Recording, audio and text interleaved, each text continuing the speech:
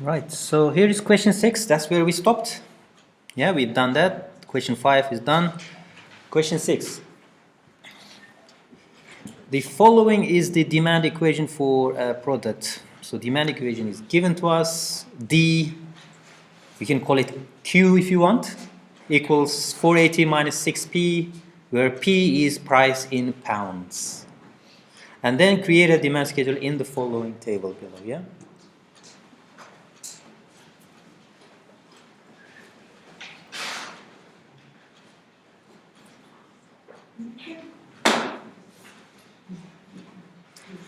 You can copy if you want, you can copy the schedule here, or I'll just move to the solution pad and I have the copy here, so I can start doing this myself. So I'm gonna move in here, move over to this side, and start this solution. So I'll call it Q1 equals demand. Basically, D in my case is Q1 minus 6P. Leave it like this, and then I will create the schedule. Right, so let's start with the first, what's given to us. Prices are 0, so what I'm doing is copying the given information from that table into a vertical table. This is horizontal table, let's say. I'm creating a vertical one now. So 10, 20, 30, 40, 50, 60, 70, and 80. And for each of these prices, we have to calculate quantities, Q1. So starting with the first one, Q1 equals 480 minus 6 times P is equal to 0. So that's that, 480. So this is 480. Second, Q2, 480. Again, the function is the same, 480 minus 6 times. Now price is 10. So that is 60. So 420. 420. And then last one I do, and then it's the same for each remaining others, yeah, for each of the price. 20. This is what is this? 120, 360. 360. Sorry. Then it goes on. It goes on, yeah, up to Q whatever value here. And as you see, what happens is that as the price increases by 10 pounds, quantity demanded is declining by 60 units, yeah? Can you see that? So next one is 300 then. The following is 240. When the price is 50, this is 180. When the price is 60, this is 120. 70, you have 60. When 80, it's 0. You see, it's very easy schedule to calculate. That's A. I guess this is A in question, yeah? A. Calculate the new, yeah.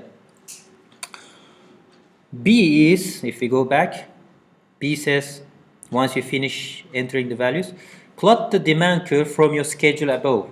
So we will now use price and quantity figures and plot the demand curve. So that's B. For that, I will just need XYZ plot. And where is what? Where should I put P? In the y-axis or x-axis? Vertical, yeah? P and quantity. So do not confuse them in the test, please. And notice what? I don't have, I'll give you a graph paper where you can have accuracy. You'll get checks, basically. Check paper where you get you will be able to draw with accuracy. But because I'm explaining here, I will just assume that this is the point where price is 80, and also this is the point in quantity where it's 480. Yeah, because when Price is 0, quantity is 480. That's the intersect on the x-axis. And when price is 80, quantity is 0. So this must be a downward sloping demand curve like this that crosses the axis at these points. So this is my D1 given the quantities, yeah? But you have to be accurate in your answers in your tests. So I'll give you that check paper to be accurate and bring a ruler if possible and a pen and a pencil to draw. Because if you draw with pen, you have to create all this mess. With the pencil you can rub it off basically wherever you make a mistake. Nice, yeah? That's B answered, not difficult. Now C, show which part of the demand curve might be elastic and which might be inelastic. This is from a lecture slide. We have a slide where I explain at which points prices are generally more, demand is more elastic compared to other points in the demand. And remember, if you move along the demand curve down or upwards, elasticity of demand will be changing. So which part, it's a verbal. I should put in the brackets in the test that you need to provide a verbal solution, like write it basically, yeah, rather than showing on the graph. In that case, where do you think? At which points do you think? At higher prices will be more elastic. Okay, so at higher prices, demand is more elastic, right? So it must be somewhere around here, yeah. So you could say this as well if you want. Elastic demand. At higher prices, demand is more elastic. It makes sense, right? Prices are already high. Increasing the price leads to greater loss of quantity demanded. At high prices, more rises reduce the quantity demanded. So this is an elastic case. Inelastic case is when the prices are lower, so it's somewhere in this region. Yeah, and then we can create that area here, and you say inelastic. You don't have to say at what values, because it requires you to calculate what values they are. The next question, in fact, we do in the next question the values of elasticity, calculate the values of elasticity for two prices, when the prices are high, when the price is low. Okay, is this clear, everyone? Now C.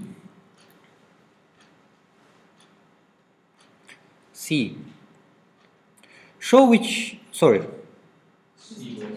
it's actually already C, isn't it here? Thank you, sorry. So D now. If the price increases from 20 to 30 pounds per unit, what is the price elasticity of demand? So basically, price is basically increasing from 20 to 30. So if we were, let's say somewhere here, 20, and 30 is here, then what is the price elasticity of demand? Can anyone please remind me the formula for price elasticity of demand? You need to memorize it for the test.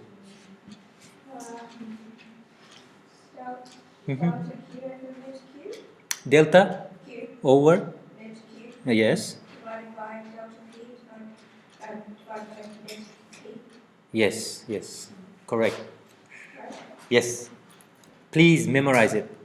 This is midpoint method, yeah? Keep that in mind as well. There is another method, point elasticity, but we don't use it. I will in brackets ask you to calculate midpoint.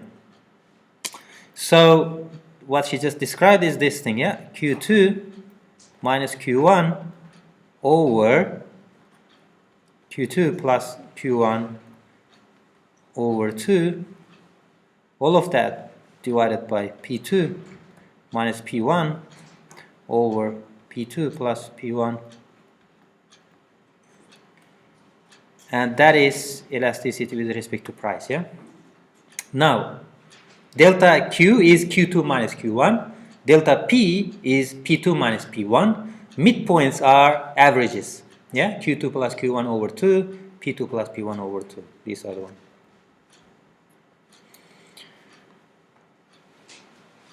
We will use this formula now. Okay, what's our Q2 and Q1s? What are they? So when the price increased from 20 to 30, our quantities decreased from 360 to 300. So 300 is the new quantity, right? When the price is 30, right? And then old quantity is 360. That corresponds to that value. Let's put prices as well, just in case. That's it. Now I think the rest is easy, right? Use these formulas in this equation. Sorry, use these values in this equation. That's it. Okay, let's do this as well, just in case, so that we don't have the confusion. Q2 minus Q1, that's 300 minus 360 over average of the two. So 300 plus that gives us 660. Average is 330 divided by P2 minus P1, 30 minus 20. Average of them is 25. Yeah, because that sum is 50 divided by 2 gives us that 25. Now this minus that, minus 60 over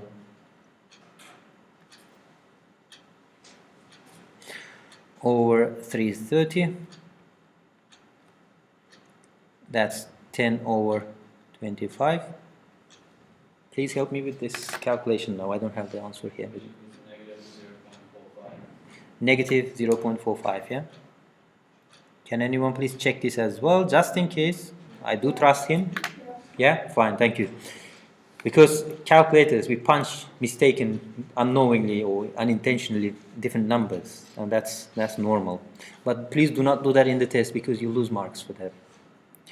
Now, that's when prices are low.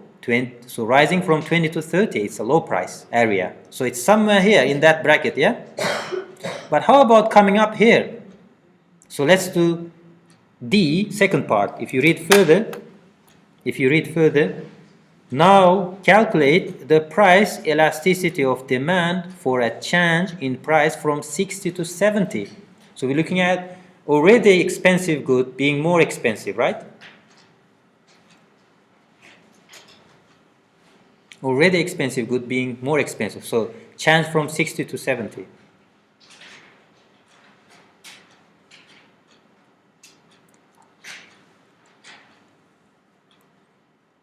Right, I'm going to switch back. So the things that we're looking at now, so let's see if I can change the color to something else.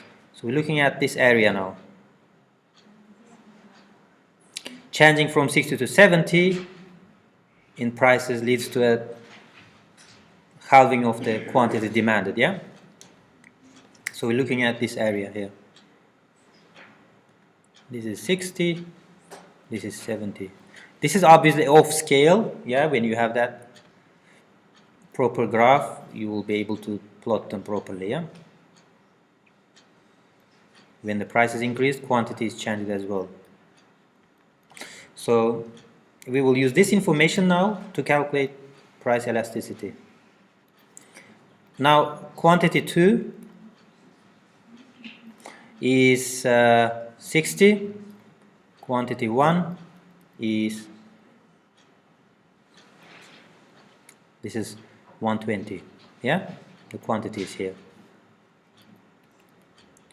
Price 2 is 70, price 1. Again, we will use the same formula. You just plug them in, plug the numbers in.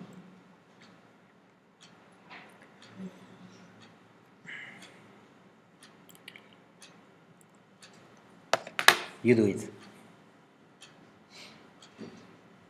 You continue. Yes. What's the answer? -4.33. Thank you. Negative 4.33. Okay, let's hear from others as well. Correct? Yeah, that's correct. Yeah. Okay. So let's plug the numbers in then. 60 minus over average of the two. 90 10, yeah, 70 minus 60, the average is 65, negative 4.33.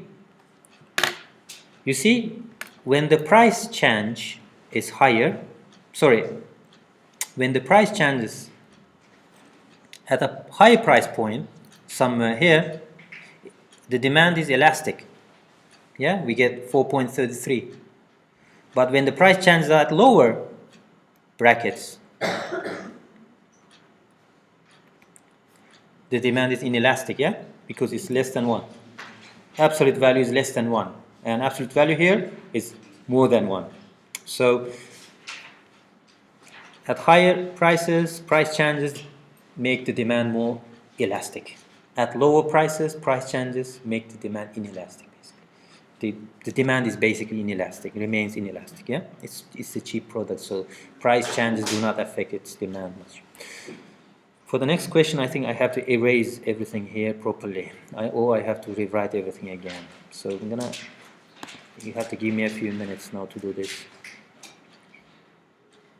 Select option. Let's say lasso.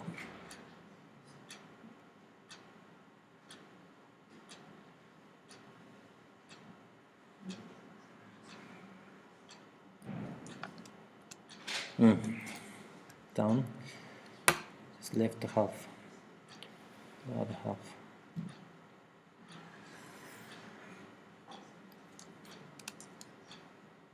Okay, we'll have to recreate that again. Pen. Now notice that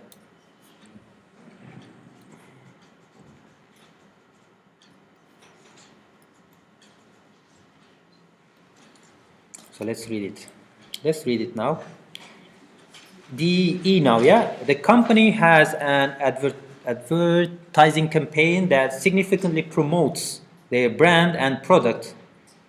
This changes the demand equation to a new demand equation. D equals now 500 minus 3P. A small slope, steeper, in other words. Steeper slope, yeah? Where P is the price in pounds. Calculate the new demand schedule and plot as D2. I'm plotting it as Q2 against the original demand curve. We are just given these values as well, 80, 90, 100. Notice that originally we didn't have 90 and 100. So I'm not going to calculate the values for these last two values, so we don't need that. Once we know 2 points, it's easy to draw it, yeah? So I will be only using the original demand prices and I'll be calculating the new demand values. So let me clean that as well, that area.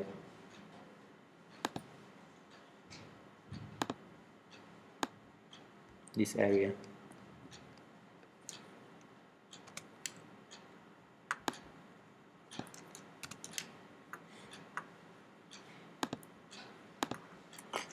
Right, so the new demand is now, equation is now Q2, 500 minus 3P.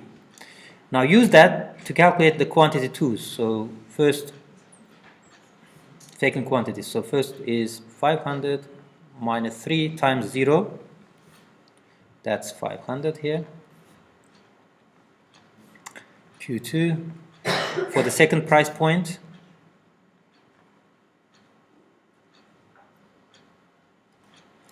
minus 3 times 10. So 470 now. That's 470. Q2, but for price 20 now.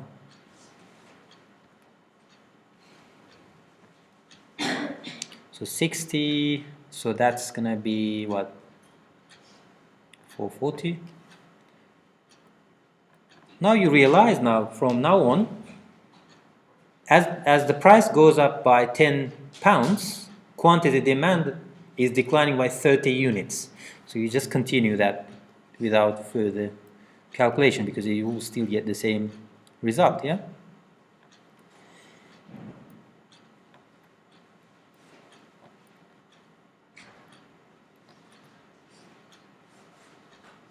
So on. Yeah, we don't need 90 and the other one. Now we've done this, and let's see what it asks next. Plot. So we have to plot it now. Let's get the black pen. In the test, you just plot this on the same graph. Yeah, use the same graph. Yeah, it's just here I think I had to remove that one. Yeah, that's good that you asked. Yeah, you don't have to plot another one. It has to be the same. And we just hold on to what we had before. This was what, highest price, yeah, 80, and this was the highest. Let's say this is 480.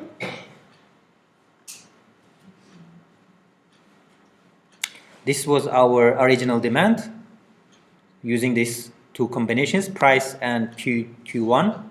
Price and Q1 gives us original demand. This is D1. This is D1. Let's change the color. Now I'm using the red column here. If I create it will be something like this.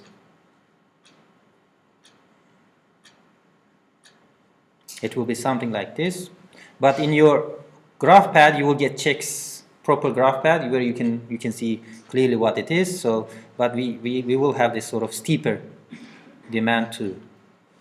Done. We plotted the two in one graph. Question F now. Look at your graph and use your knowledge of price elasticity to explain the effect of the advertising campaign. Look at the two graphs. What was the effect? What do you think is the effect now of that advertising campaign on demand? Yes. Advertising campaign made the demand more inelastic. What does it mean in practice? Yeah. Yes, that's one thing. More consumers will, at that price point, more consumers. Yeah, if let's say, if price was 40, let's say 40, originally only 240 people consumed, yeah, for that price. But now we have more consumers. How many are they? 380. Yeah? We're looking at this point here. You see, for that one price, for a specific price, for this particular price, the willingness to purchase was 240 with the original demand function. With the new function, we have a greater number of people. That's one point. Second point, there's another point. Because it's an inelastic demand, price rises will increase the expenditure, yeah, or revenue in this case. It's actually the next question. You know what it means in practice is this. Once the advertising campaign finish or is going ongoing, we tend to sort of buy that product because it was advertised, or it's good sides of that product, good features of that product is shown to us. We tend to buy that product, right? Because we believe that it's better than the substitute. Even the price is high, we still buy them. That's why it's inelastic. Even the price is high, we still buy them. That's the effect of inelasticity. Inelasticity means it becomes a necessity, in other words. Yeah, we have to buy it because it's the best one, or better than the competitors. That's the purpose of advertising, to create that sort of emotional attachment to the product. Otherwise, why would you advertise it and spend millions of pounds, yeah, as a company? You want to create that awareness and then make sure that it reaches everyone else and then people buy. So great amounts to be able to sell. And at the same time, to make that product inelastic, to make it inelastically demanded, or willingness to purchase at high prices is higher when the demand is inelastic, yeah? Okay. G now, let's look at G. On the original demand curve, the price was set at 40 Following the advertising campaign, consider whether price change would be beneficial. Let's go back. At 40 units, we sold 240. At 40 pounds, we sold 240.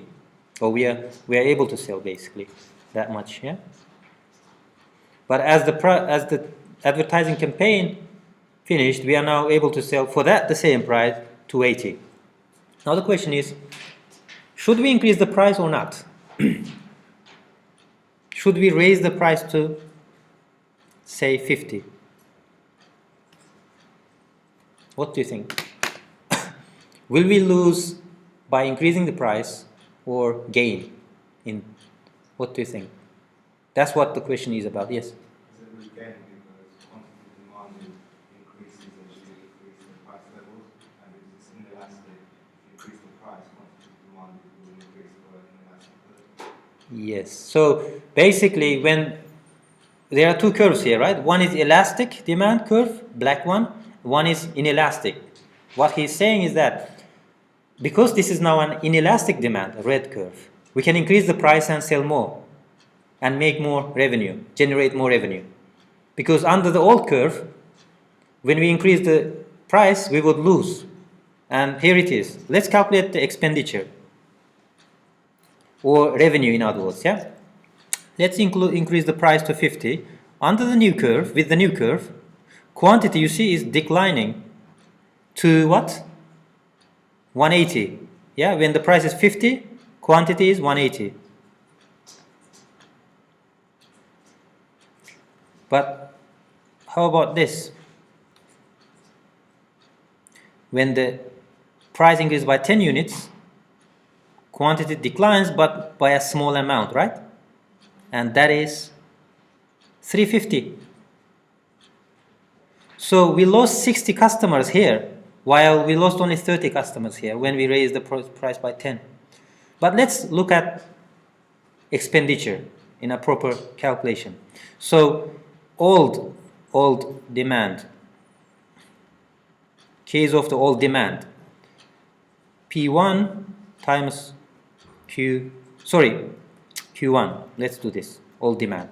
What was the P1 Q1? That was 40 times 240. And how much is it? 9,600. Thank you. Now, still old demand scenario. What if the price is now 50?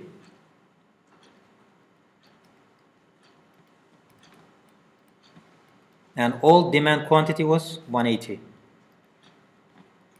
This was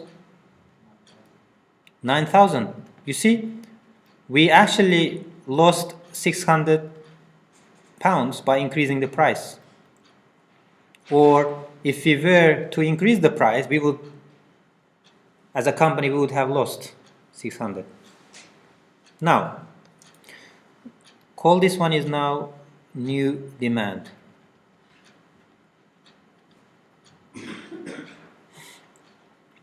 New demand. P1 Q1, that's 40 times 380.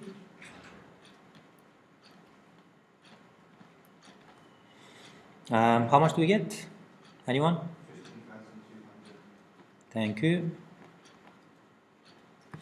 And what if we increase the price with the new inelastic demand?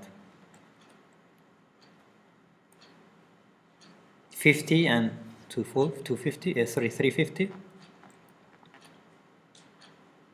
How much? 17,500. Thank you. You see, we gained that much of revenue here. The difference is 2,300. Positive, yeah?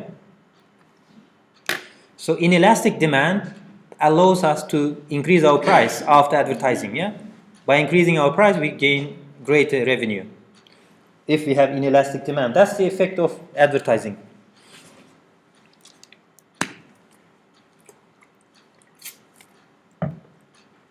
We also talked about this in the lecture, and also video is available if you want to review that point as well. But this is kind of demonstration using examples. Guys, is this clear? No? Yes? Yeah?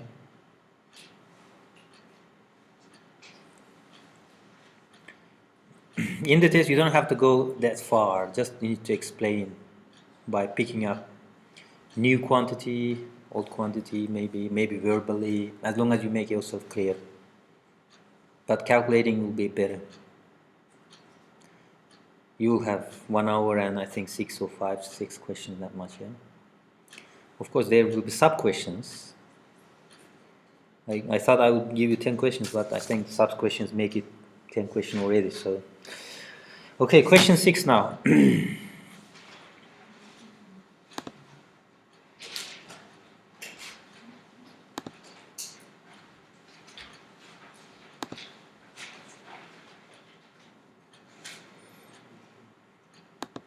Sorry, question 7. We've done question 6, yeah. Can you please spend 2 minutes trying to understand and maybe do it as well?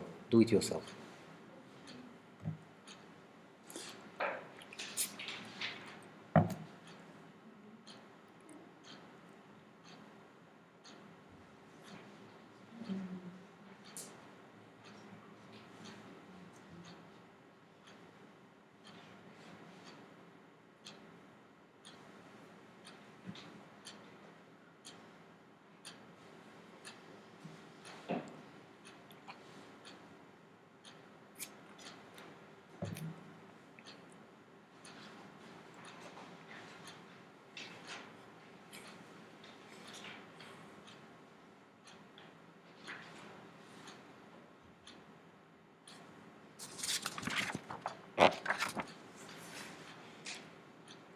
Has anyone done it? You done it? That's good. Anyone else? No? Okay, we'll do it together then now. If anyone wants to show us on the board, you're welcome, but not you. What was your name, sir? Yeah. Abdul. Yeah. Someone else. You've already done this, so you need to ask someone else who hasn't done it, attempted it. Okay, I'll show it now. Is it clear, guys? You're taking time. What we need to do here is calculate, because we're looking at relationship between two goods. We need to find whether they are complements or substitutes. If it's a substitute, it's a rival product. If it's a complement, well, obviously, product that go together. When you buy one, you have to buy the second one as well. Yeah? So, the first thing here we have to do is jot down what's given to you. Price 1. What was the price 1? 150. Price 2, 180. Corresponding to these prices are the quantities. 1,000, 1,300. And notice this, guys, notice. It says, when the price increases from 150 to 180, the demand for your competitor's product increases from 1,000 to 1,300. So it's about product A's prices changing and effect on product B's quantities, yeah? Competitors. So we put that QB and QPA's. PA is our own product price, and quantity is about the competitor's product, yeah? It's the quantity demanded of the competing products. So here we're talking about now cross price elasticity of demand. Cross price elasticity of demand.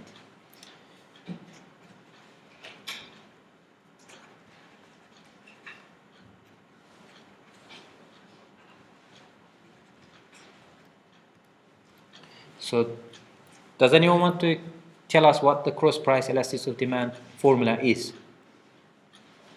Okay, you are first. Go on. Okay, it's change in the quantity of demand of product A over quantity of demand of product A divided by change in quantity of product B over Product B's price, yeah? A. Yeah. So we're looking at basically we're dividing the change in quantity of one product over the change in the price of another product. Yeah. So the formula is then Q2A minus Q1A. Notice it's going to be slightly different here, Q1A. So we are not using midpoint approach here. If you use it in the exam, that's fine. But we use this simpler formula, P2B here minus P1B over P1B. And this is cross price elasticity of demand, yeah? Cross elasticity demand. Now what's left is now just to plug in the numbers and calculate it, please. So maybe we'll do that as well to save time.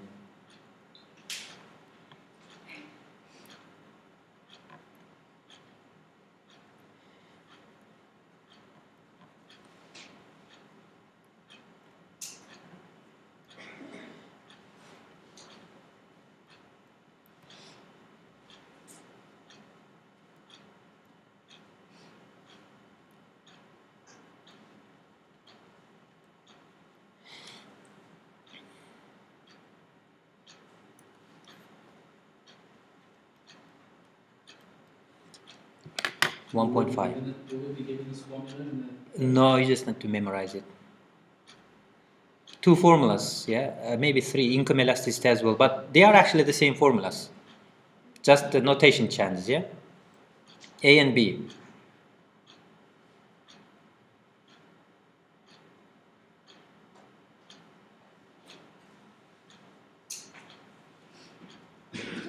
You just need to comment on this now. What kind of relationship are there between the two products? Now, as in the lecture we discussed, when this is positive value and greater than 1, obviously, the products are substitutes, because as the price of one good increases, quantity demanded of the other good is also increasing. That implies as I raise my price, as I raise the price of my product, my customers are buying other product. Yeah, demand for other products is increasing. That implies the products are substitutes. Yeah, products are substitutes.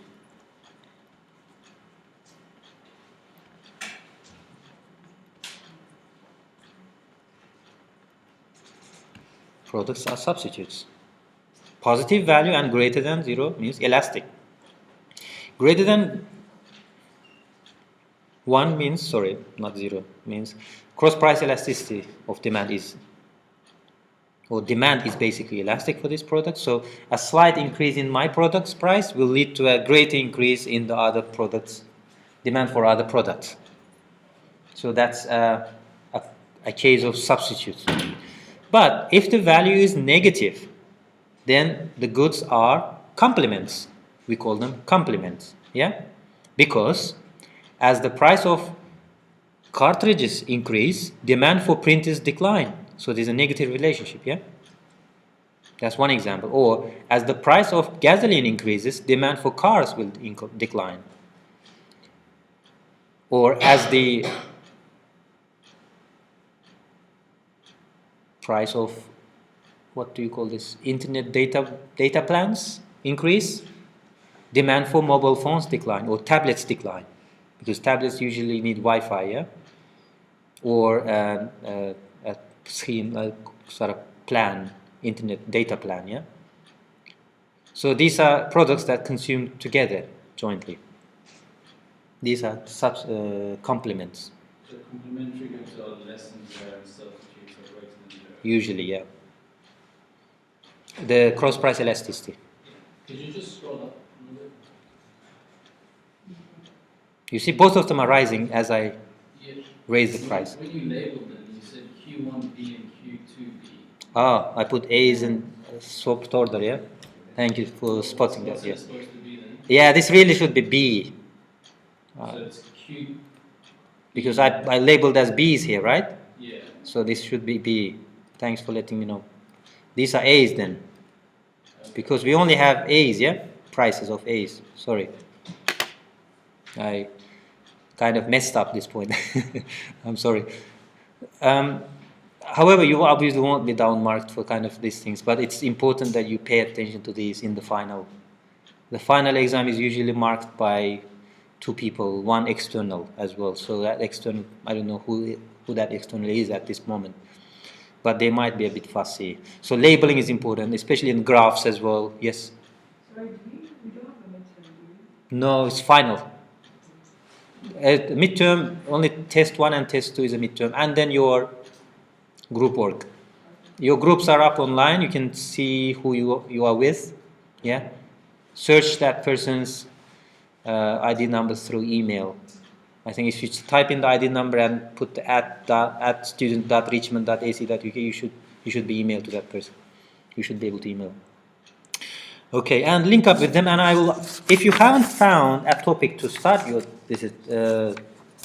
to write your assignment, I will contact me. I'll give you a list of topics from which you can choose. If you haven't decided yet what to write or what topic to choose for, I'll give you a list and you pick one and then work on that.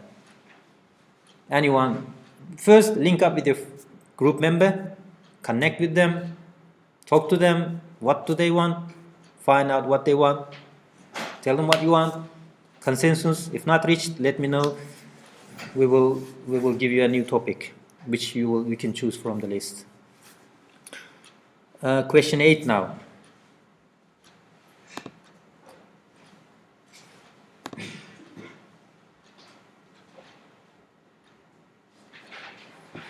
Read it, please. I'm going to close this, shut this door.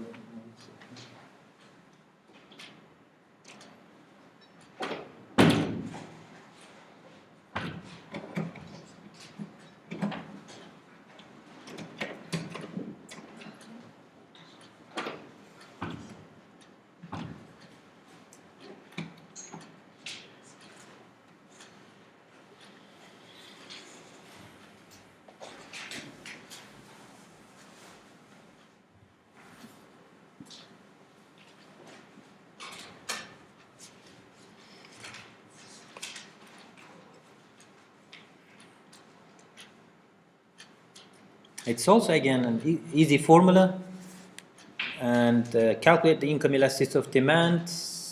Anyone wants to remind us what it is? No, not Abdul. Someone else, please.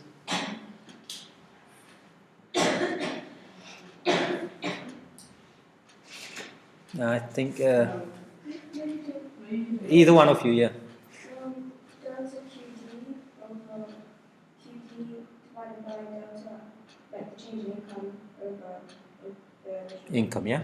Okay, thank you. So, formula basically is this. She's saying delta Q is basically Q2 minus Q1 over Q1. Now income 2 minus income. You see, instead of prices now, we're using income.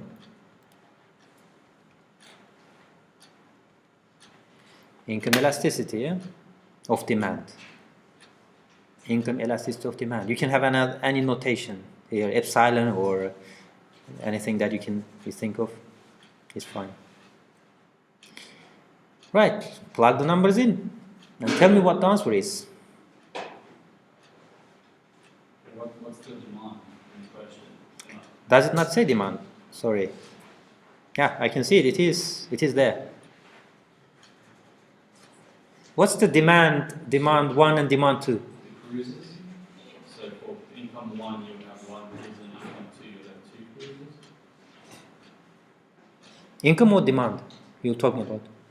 The demand. So with income 1, you would have a demand of 1 cruise, and then. Oh, okay. Sorry. Let me write it then. So let me write. So with income 1, what's the income 1? 70,000. 70,000. And demand 1 is 1. 1. Yes. Okay. Income 2. 80,000. Thank you. 2. Yeah. Plug the numbers in. You have your 2 minutes again.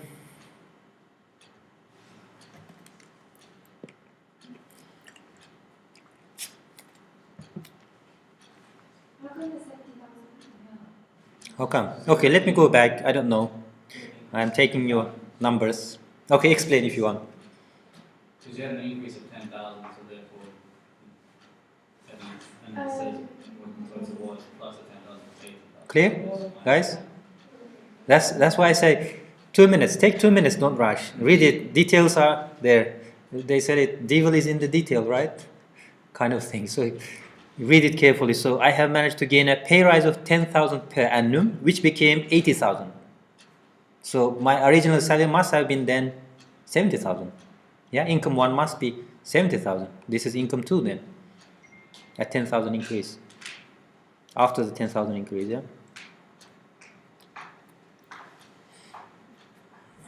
Does anyone want to give me the answer?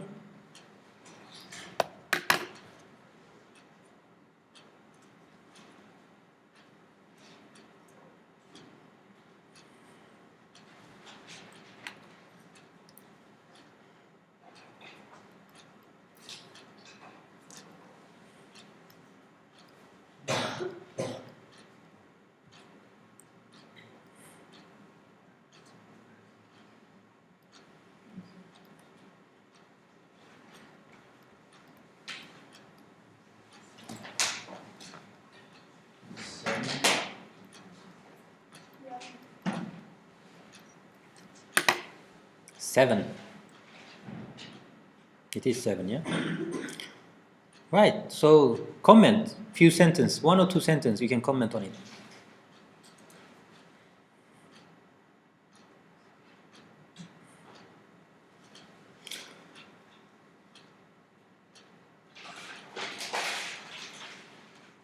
It's highly income elastic, isn't it? Taking the cruise is highly income elastic, it's a very high number. And it's also positive.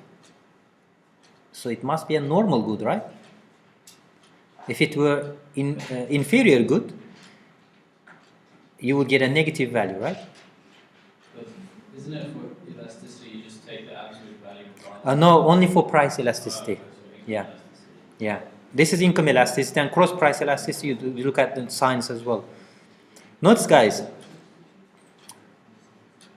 it's actually the next question, but at this moment, you can write 1 sentence So answer you to this. You said it was highly inelastic. Yeah, it's highly elastic. Yeah, Inelastic or not? elastic. It's more than 1. And at the same time, If it's positive, then it's yeah, at the same time, it's a normal good as well. Yeah, cruise. Taking cruise holidays is a normal good. Cruise holidays are luxury good. Because as our income increases, demand for normal good increases. However, as our income increases, demand for inferior good decreases. That's inferior good or characteristic of inferior good. So you can think of sweet corn, baked potatoes, demand for baked potatoes, all these usual low price items to be inferior goods. It doesn't mean low quality goods. It just means that we will eat less and less of these as we become rich and rich. We probably demand more luxury Waitrose products, yeah? Luxury versions of them, in simple words, or more organic versions of them, yeah, kind of. So baked beans, we stop eating them, maybe, as we get richer and richer, yeah? You will see that when you start working as bankers or start your own companies, yeah, demand for these goods change. And obviously this cruise is a luxury good, normal good, so demand increases as income rises. So if the value is positive value, then it's a normal or luxury good.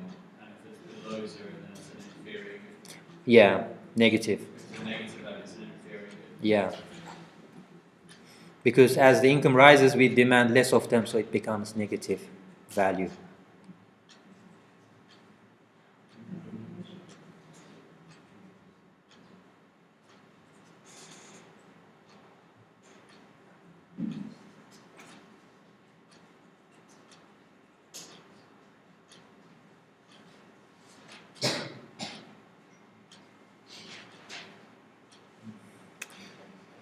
Now, question 8. Section 9. That was a shame. Oh, sorry. I mislabeled it. I have a printout, but I mislabeled it apparently. Sorry. Maybe the first version. How would you advise a company to go about changing the elasticity of demand for one of its products? Now, this is something that's more practical and will not cover it, but it will be interesting to talk about it. It won't be in the exams as well. Just to understand and to practice this. Now, to make the demand more inelastic, one thing is you have to advertise. Second thing is maybe companies should acquire substitute product companies, merge with them, and eliminate them from the market in one way or other. This is more like corporate strategy course that you have to take for this. Or create product differentiation. So differentiate your product from others such that it becomes more unique, emotionally attaching product. Like Apple, their product differentiation is very good. Yeah, Apple products always different from others. Always, even iPhone, look at this, and then you have Android phones.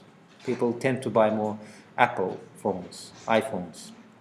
Yeah, this is a example of product differentiation that makes the price, demand more inelastic.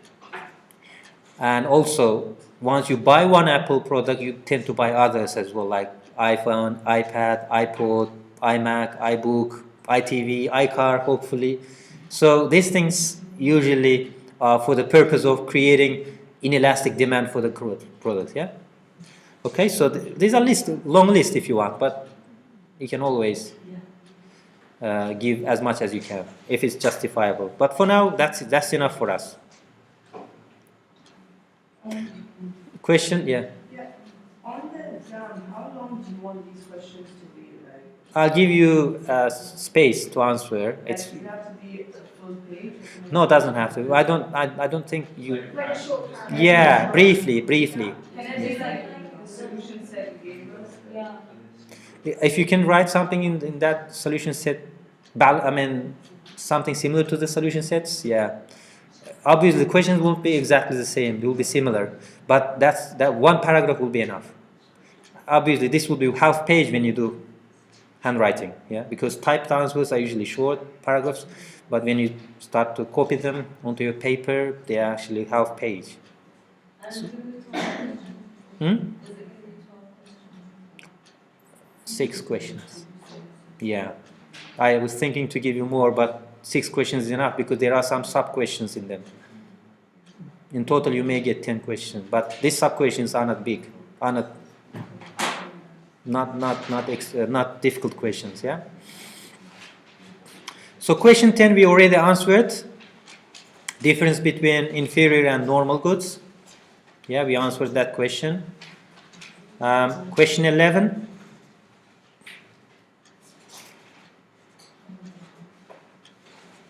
Maybe you talk to me, please, about this. This is from week 1. So one question will be from production possibilities curve topic. It won't be exactly the same, but something similar. Might be an essay based, might be a practical.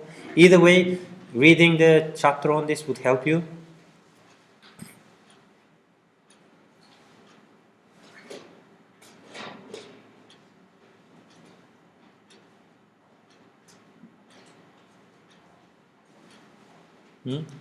Guys, question 11A.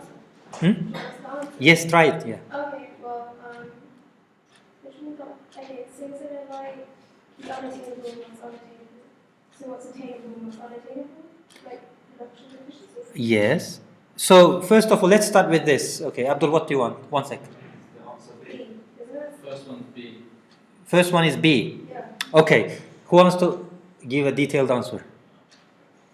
I think Juliet started it. Let's finish. Then you go. So when isn't it like it's underutilized? Yeah. It's not being fully employed. Yes. And so it's not desirable for the company. Yes. Yeah. So let's start with. I need to really write here a scenario, but it's missing. Basically, this is a hypothetical economy where the economy only produces, or company only produces houses or cars using its available resources, labor, capital, and land. And the blue line, I think it's the purple line, the purple curve here is the maximum output boundary for the maximum output or combinations of house and cars produced given the resources. So if you employ all your resources, labor, capital, and land, you will be able to produce on that purple line, any point on that purple line. Yeah. So what just Juliet said as an answer to A is correct. Basically, if you produce inside that curve at point B, we are not utilizing all the labor. Some labor is in the bars and clubs, dancing, while some are working. Yeah, we are underutilized. And then capital is just rusting. Yeah, it's not being used. And land is just staying there, sitting there doing nothing, basically, no production. So that's point B. We are not using fully all our resources. Okay. Question B. C and D. C and D. C and D. Okay. So, which combination of goods would represent full employment with resources mainly allocated to the production of houses? So, mainly allocated to production of houses. So then that will be C. That will be C, right? Do you just tell them what's closest? Hmm? Do you just tell them see what's closest to the axis? Yeah. Do you see that at point C you're producing more houses than cars? Clear? Yeah. Yeah, at point. So if you this at this point it's quite a lot of houses here compared to cars, and so answer should be C to this question. Yeah. Which combination of goods cannot currently be achieved? However, by the way, that first answer is also correct if it's not being asked only about houses. Yeah, if we just we remove that part, yeah, full employment is C and D. But the question is about producing more houses at full employment. Shh, guys, producing more houses at full employment compared to cars, then that will be C. Which combination of goods cannot currently be achieved and explained? A, yeah. So producing that much of house here, which is outside outside this curve, and this many of cars, is not possible. We don't have resources to produce point A. Combination of goods at point A. Which combination of goods represents full employment with resources mainly allocated to the production of cars? So if you go back, D, at point D, we're producing more cars compared to the production of houses, yeah? So that's point D, and you just explain. How might the level of output identified in C be achieved in the future? So how could we achieve point A, basically? Like Economic growth. expanding production? Technological improvement. Yeah, technological progress, yeah? Can you also expand production? Can you expand production? With what? Cars? No, you need to have resource expansion, not the output, yeah? So resource expansion could include increasing labor, increasing capital, increasing the land amount. Then it gives us point A. Plus technological progress, for example, increasing the productivity per unit of input, yeah? That's also. Point A is actually output increase on its own. But how can we increase our output of cars and houses? That's through increasing labor, capital, land, and improving technology. So technological progress, yeah. Okay, so when you want us to explain why it can't be achieved and also how it can be achieved? Well, it's point D, isn't it? So, yeah, how might the level of output identify? Yeah. Then through increase in technological progress, labor, output, and capital, yeah. For that question, E. That's the same in your slides as well. If you look at the slides, we discussed that 3 points as well. So make sure you review them as well. So in that case, the curve would look something like this, going right here, passing a point A, coming down to somewhere here, right? So we are moving the curve outwards here. So on a curve, it looks more like this. This was the original. With the increase,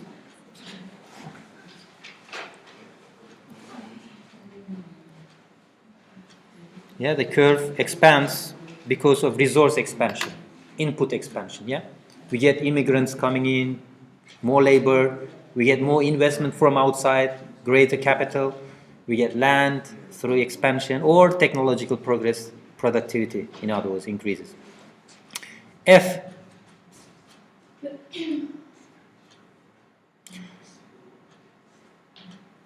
Can you think of a situation where production possibilities curve could move to the left? Natural disaster. Wars, financial, natural disasters, Disruption to the production. yeah, disruption to the production through some other things. Yeah, so basically at the moment we are like this, but it could go like this, yeah, inward or leftward. That's when we lose part of our labor, maybe wars, people are getting killed, earthquake, destroyed capital and labor, land, diseases. Back in days, 200, 300 years ago, diseases were the major incidents that wiped out many people, many families killed, and basically London, I remember reading it, London's population, basically 1/3 of London was gone. Black plague or some plague, I cannot remember the name of that. But there was this infectious disease, wiped out large number of people, and then obviously production declines, demand declines, markets were disrupted basically. Okay, the next question, you can ignore this. This is something about profitability of the product. Because of that type of question. No. Question 12, you don't have to worry about question 12 because this is something we are not going to cover any soon. So let me do your attendance. And problem sets 1, 2, 3, and also class problem, do them. We will also have to do proper revision because essay questions, yeah. Numerical questions certainly will be there, similar to this. And also equilibrium, how we find equilibrium by looking at two supply and demand equations. These are the kind of questions you want to do as well. So these are already in problem sets as well. Solutions are provided. I'll record one video solution to one question in problem sets. So keep an eye on that as well. So today I'll record and tomorrow you will see that, hopefully, on the video link as well.